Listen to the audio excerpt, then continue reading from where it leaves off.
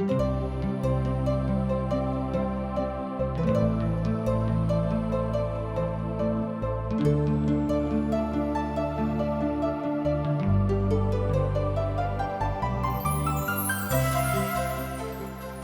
India द्वारा प्रस्तुत आशक इजोत में अहाँ के स्वागत अछि। यह कार्यक्रम हमरा के एकटा अवसर प्रदान करैत छथि कि हम बाइबल सँ जुड़ल चीज के अध्ययन क सकी आ यह जानू कि हमरा जीवन के लेल परमेश्वर के इच्छा की अछि। ई उद्देश्य के संग हम यह कार्यक्रम अहाँ के लेल प्रस्तुत क रहल छी। कृपया क देखू आ सुनू ताकि परमेश्वर अहाँ के जीवन के मार्गदर्शक ठहरे। आशा के इजोत मैथिली कार्यक्रम में हम एक बेर और अहाँ के अभिनंदन प्रभु यीशु मसीह के मीठ आ पवित्र नाम से कह रहल छी। आजुक दिन हमरा सब पहिल थस्सलुनीके पोथी 4 अध्याय तकर 13 पद से ल क 18 पद के देखब। हमरा सब एहि पोथी के अब दोसर प्रभाग में आबि गेल छी। ई एकटा एहन प्रभाग अछि जाय में बड़ महत्वपूर्ण दर्शनात्मक बातक दर्शायल गेल अछि।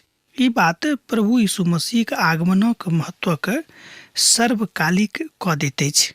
दोसर गप में ई बात प्रभु यीशु मसीह के दोसर आगमन के सर्वकालिक सत्य के और बेसी स्पष्ट क दैत अछि। अर्थात समस्त जाति जे प्रभु यीशु मसीह के ऊपर विश्वास करते थे वो बड़ आराम में ए संसार में रहता है। एठाम पुनः जाति शब्द आयल अछि। ए बातक कने अहाँ गलत रीति से नहीं लेब, कियाक त हमरा सब ए बातक ए शब्द के बहुत बेर अन्यथा में ल लैत छी। एठाम अर्थ अछि जे प्रभु के नहीं मानैत छथि हुनका सँ। कतो ए बातक बतायल गेल अछि कि प्रभु के आगमन हेतै के से बात ने, मुदा ए बातक ऊपर संत पौलुस जोर द रहल छथि कि प्रभु के आगमन आवश्यक हेतै के ए बातक ऊपर एको रत्ती संदेह करबाक आवश्यकता नहीं छै के।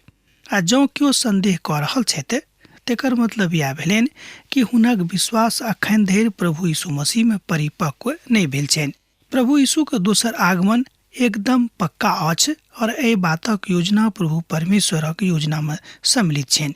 कियाक त मसीह के आगमन अपन बातक ए विधा में अभियोजित क दैत अछि।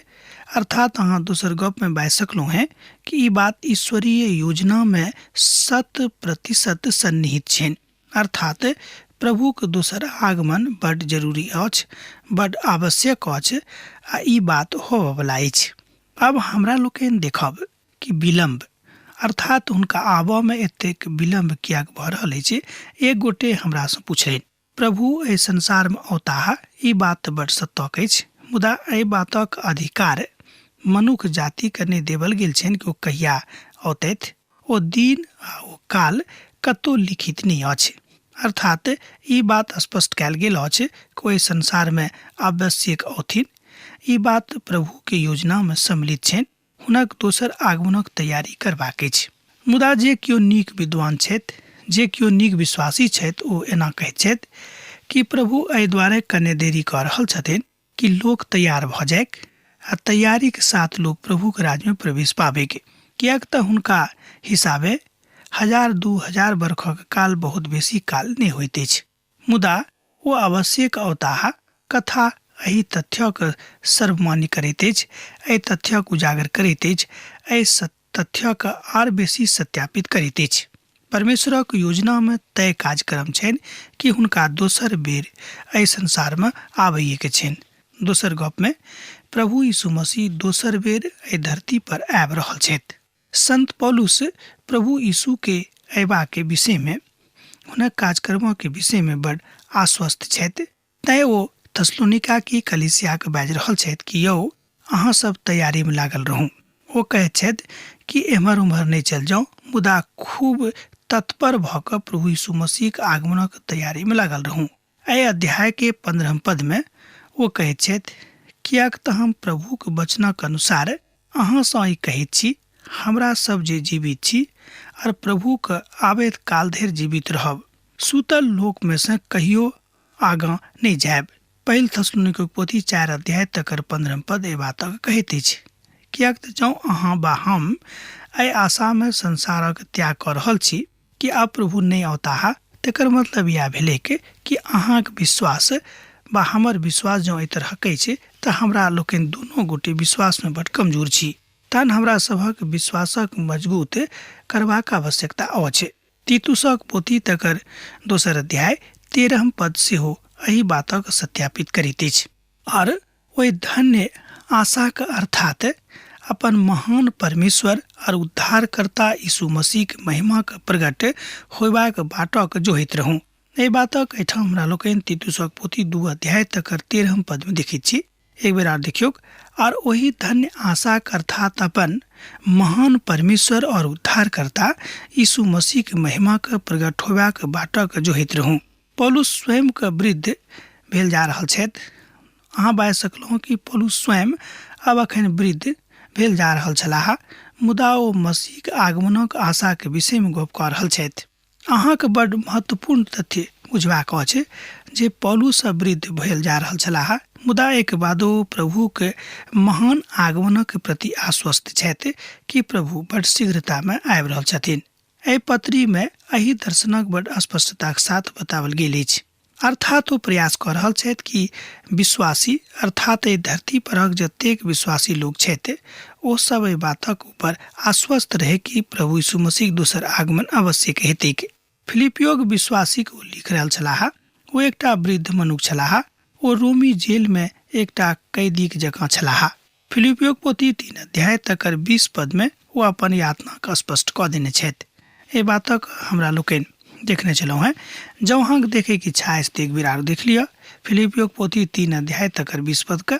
मुदा हमर स्वदेश तो स्वर्ग में अछि। एहिठाम संत पौलुस बाजि रहल छथिन, कनि ध्यान दियौ। मुदा हमर स्वदेश तो स्वर्ग में अछि और हम एकटा उद्धारकर्ता प्रभु यीशु मसीह के अयबा के बाट जोइ रहल छी। एहि बातक हमरा लोकनि एहिठाम देख सकैत छी फिलिपियोक पोथी 3 अध्याय तक 20 पद में।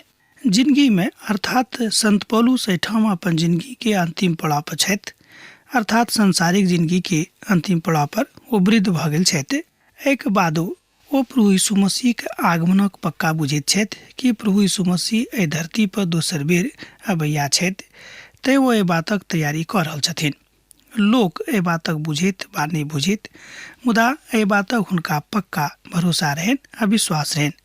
और एहि बातक अहाँ एहिठाम पद 17 में देख सकैत छी, कियाक तऽ कलीसिया के उठावल गेनाइ परमेश्वरक योजना में पक्का छनि।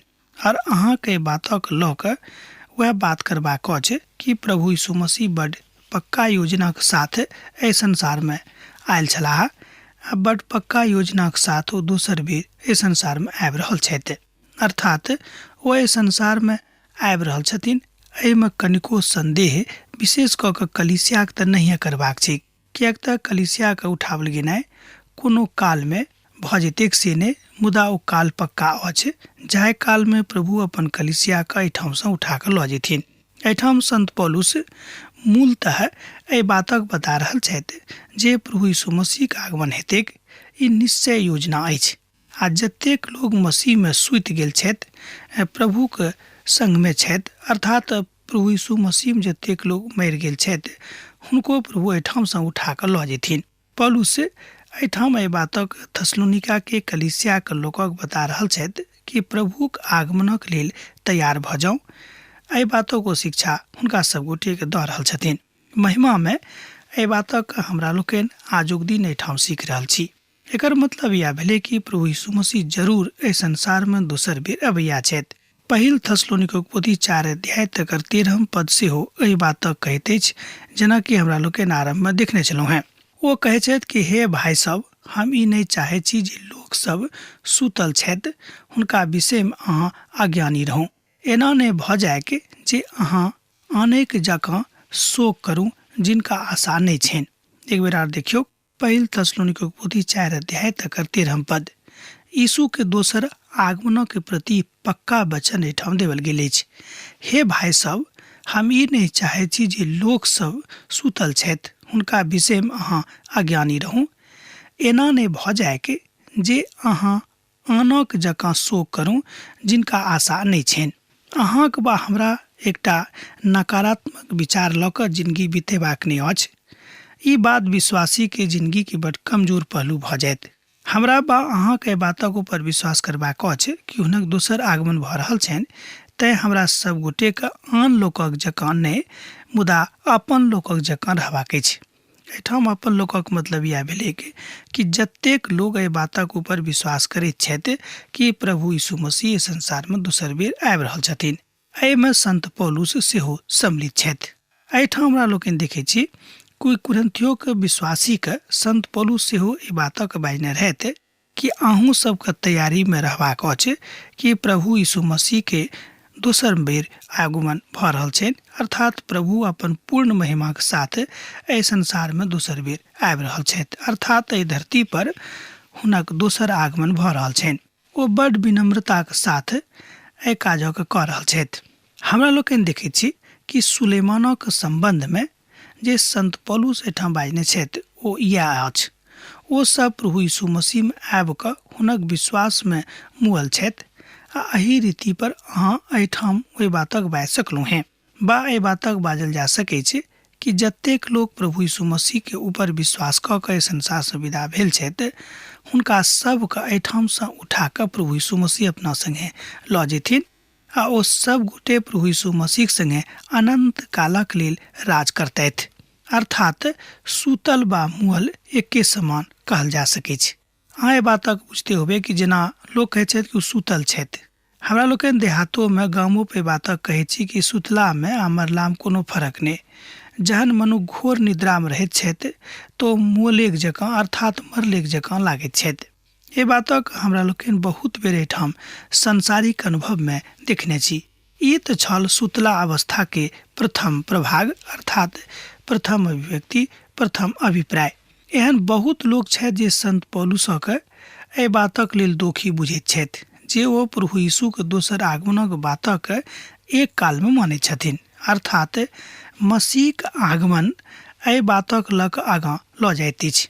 प्रभु तऽ आवश्यक औताह, शीघ्र औताह, तहन कोनो निश्चित तिथि बा कालक विषय में स्पष्ट नहि कयल गेल छैक। संत पौलुस थेसलोनिका के कलीसिया के बता रहल छथि जे मसीह के दोसर आगमन और कलीसिया का उठावल गिनाय कोनो काल में और कहियो जरूर भ जेतैक, एहिमे संदेह नहीं अछि। हुनक विश्वास छनि कि बड़ शीघ्रता में ई दोनों बात होबे वाला छैक, कियाक तऽ मसीह के उठावल गिनाय अर्थात कलीसिया के एहिठाम से उठावल गिनाय एहि बातक स्पष्ट करैत अछि। संभवतः एहि द्वारा पिता परमेश्वर अपन पुत्र के संसार में पठौने रहते जाहिसँ हुनक दोसर आगमनक बाटक मनुष्य जाति जोहैके। संत पौलुस एहि बातक स्पष्ट कऽ दैत छथि।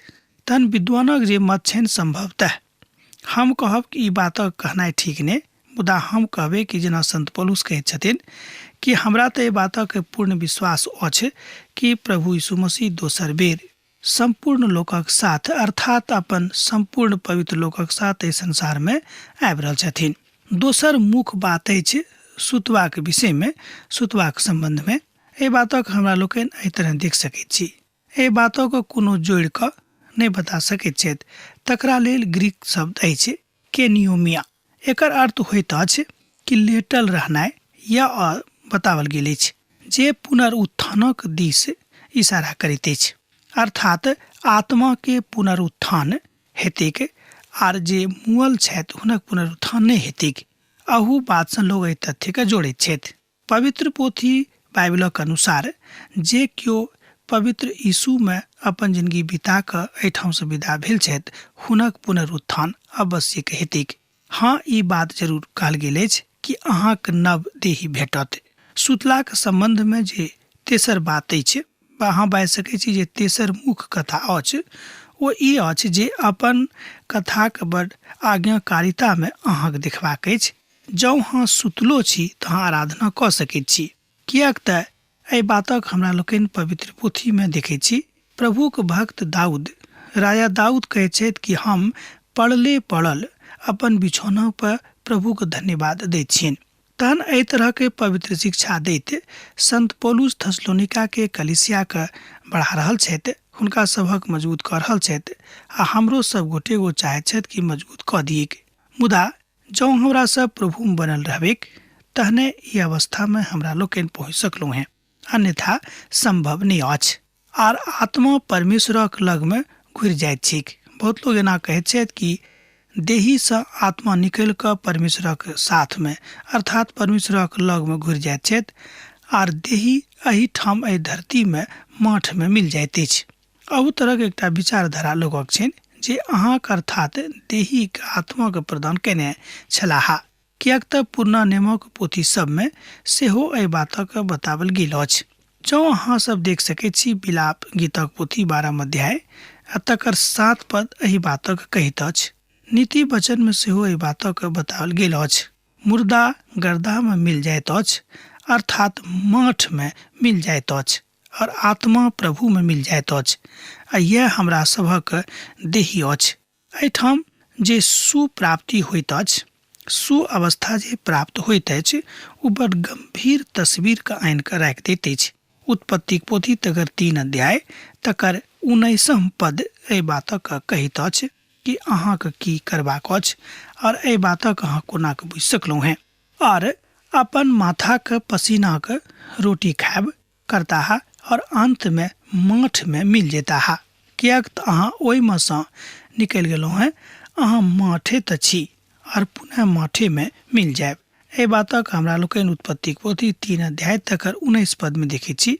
एही आधार पर बहुत लोग एहि बातक कहैत छथि, मुदा ओ प्रभु यीशु मसीह बातक एहिठाम नहीं देखलाह कि ओ की बाजि रहल छथि।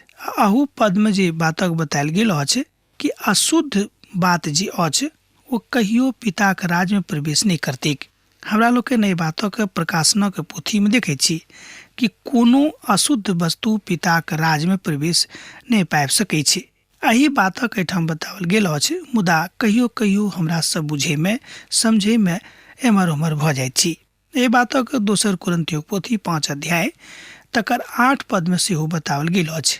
कियाक तऽ देही एहन किछु विधा बताबैत अछि जे मनुष्य के कमजोर कऽ दैत अछि और ओही तक एहिठाम ओहि कथा के सार्वजनिक कऽ दैत अछि जे लागू अस्पष्टता के विषय के साथ नहीं होइत अछि। एतद हमरा लोकनि एहि बातक बड़ स्पष्टता में देखैत छी वा बुझैत छी। एही द्वारे हम धारा से बान्हने रहैत छी और देही सँ अलग भऽ कऽ प्रभुक संगे रहनाइ आरो उत्तम बुझैत छी। दोसर कुरिन्थियों पोथी 5 अध्याय तकर 8 पद एहि बातक कहैत अछि। तहन अहाँ कोना कऽ बाजि सकैत छी कि नवा नियम में किछु और बाजल गेल अछि आ पुरना नियमक पोथी में किछु और बाजल गेल अछि। एहिठाम बहुत लोग बहुत बातक कने एम्हर उम्हर कऽ कऽ देखैत छथि।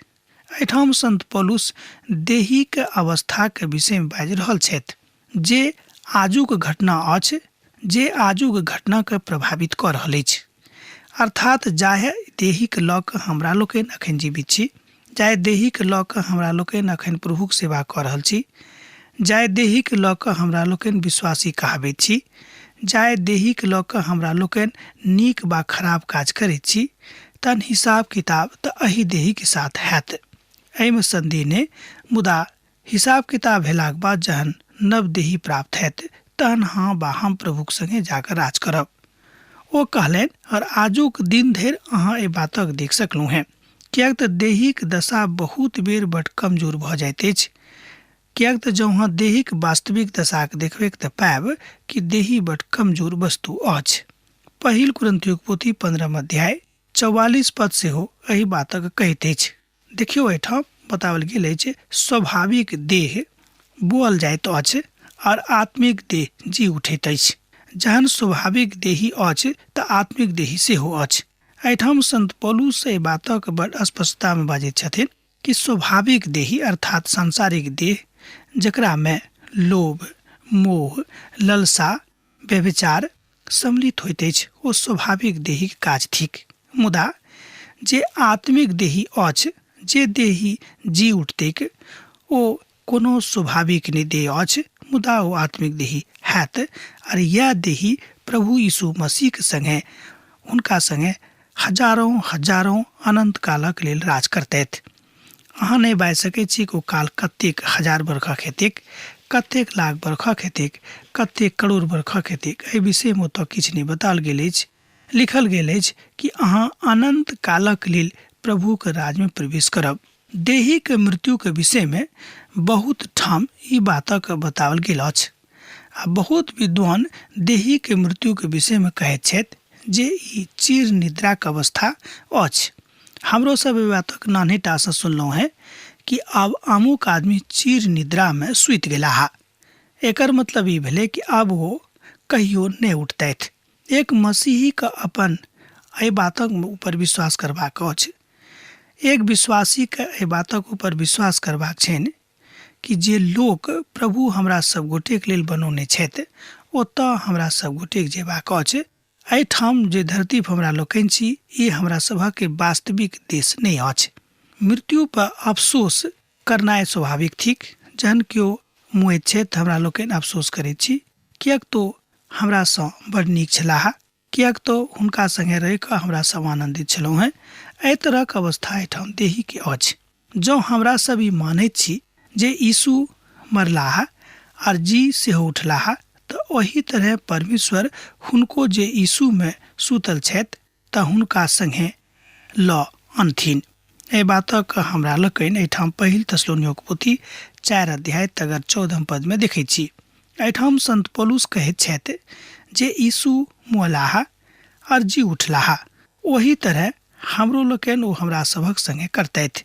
किएक तऽ जी उठला शब्द एहिठाम विश्वासी के दिस इशारा करैत अछि, अर्थात मसीही विश्वास के मजबूत करैत अछि कि प्रभु यीशु मसीह के संगे अहाँ राज करबेक आ प्रभु यीशु मसीह अहाँके एहिठाम से लऽ जेबाक लेल तैयार भऽ जेता। पवित्र पोथी में 3 प्रकारक मृत्यु के विषय में बताओल गेल अछि। पहिल अछि दैहिक मृत्यु, दोसर अछि आत्मिक मृत्यु आ तेसर अछि अनंत कालक मृत्यु। एहि विषय पर हमरा लोकनि विस्तार से दोसर दिन देखब। अब आजुक दिन हमरा एहिठाम समाप्त करबाक आज्ञा दिअ। अहाँ से विदा होय के हमर बेरा भऽ रहल अछि। जेना अहाँ सब हमरा एहिठाम पाती लिखैत रहैत छी, लिखैत रहब, हमरा बिसरायब नहि। यीशुक नेह अहाँक जिंदगी में बनल रहैक। आमीन। हमर विश्वास अछि कि ई कार्यक्रम अहाँके लेल लाभदायक सिद्ध अछि। हम चाहै छी कि अहाँ अपन आशीषके हमरा संग साझा करू। जँ अहाँ के नजीक बाइबल सँ आ जीवन सँ संबंधित कोनो प्रकार के प्रश्न भऽ सकै अछि तऽ अपन समस्या के लेल प्रार्थना करबा के लेल जँ चाहै छी तऽ हमरा फोन नंबर पर जरूर संपर्क कऽ सकै छी। परमेश्वर अहाँ सब के लेल एकटा सुंदर, सुखद, आनंदित दिन प्रदान करै।